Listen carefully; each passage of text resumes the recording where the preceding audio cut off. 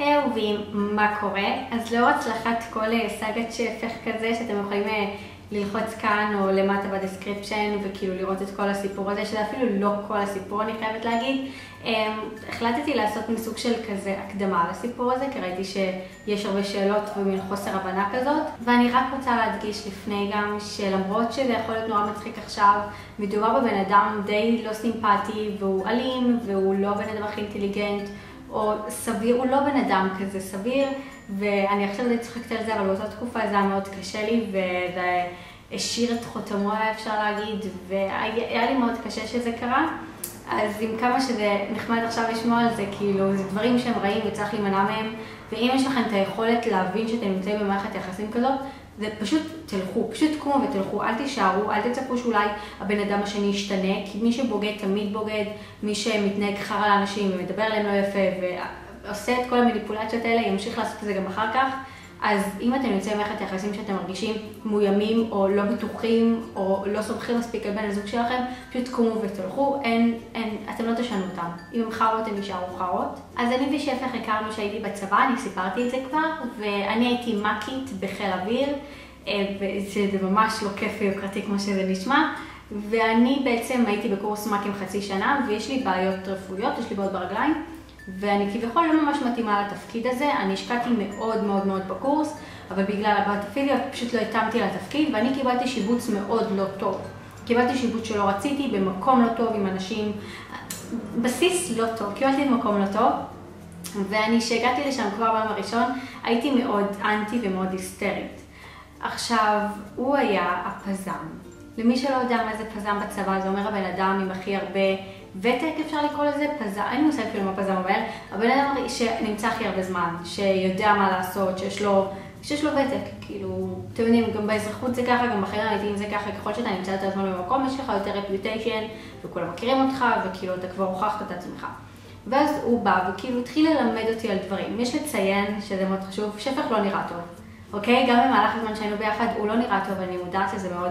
בגלל זה הוא לא עשה לה איזה רושם ראשוני כזה מדהים, כאילו, הוא פשוט לא נראה טוב. אז כאילו הוא לימד אותי את כל הדברים שהייתי צריכה לדעת, ולאט לאט התחברנו. הקטע שזה היה בקטע ידידי, כי מן הסתם שירתנו ביחד, ורציתי שיהיה לי יחסים טובים עם המקים שעובדים איתי, ושתי הבנות שהיו איתי בחדר החליטו שיהיה נורא נחמד לנסות לשדך בינינו, כי יש בינינו כימיה, והם שיתחו בינינו, כמו ילדים בגן, כזה בקטע של אומייגאד, הוא מחבב אותך, כזה אומייגאד, היא רוצה אותך, כאילו, וככה היינו ביחד, משהו ממש טיפשי. אני נשקתי אותו, אני לא זוכרת מה בדיוק הייתה הסיטואציה, אבל אני לא מתביישת להתחיל עם בנים או עם בנות, אני לא מתביישת להתחיל עם אנשים נקודה, אני גם חסרת טקט, כאילו, גם אם אני מפלרטטת, זה כאילו די ישיר, ואני לא ממש טובה בלרמוז וכאלה. וישר, ונהיינו ביחד נורא מהר, נהיינו ביחד 3 שבועות אחרי שהגעתי לבסיס, שבשבילי זה, כאילו, זה כלום זמן, לא באמת הכרנו אחד השני בהתחלה, ואני חושבת שזה היה הסיבה שפשוט לא הפרט, כי לא הבנו שאנחנו לא מתאימים ודי קפצנו לתוך זה, פשוט כי אני חיפשתי את הבן אדם שיעזור לי להרגיש יותר נוח בתפקיד החדש, ומבחינתו אני החדשה הכוסית, אז כאילו זה בסדר. וגם כל ההתחלה תמיד היו לי דברים שהרגישו נורא לא בנוח, הוא לא אוהב לדבר על זה עם אנשים, הוא לא אוהב להפגין חיבה, הוא לא אוהב להרגיש ביחד, שזה אחת הסיבות שהיינו רבים כל כך הרבה, שהוא לא היה מוכן לדבר עליי יפה, הוא לא, נגיד, אפילו לא, כן, אני לא אומרת, נגיד, בוא, לא יודעת, נתחרמן ככה באמצע הרחבה, בוא כזה נהיה מאוהבים עד הזה, אבל הוא לא היה קורא לי בשם שלי, אפילו אוקיי, זה הסבר. הסיבה שאני קוראת לו שפך בסרטונים, זה כי זה היה הכינוי שהוא נתן לי בצבא.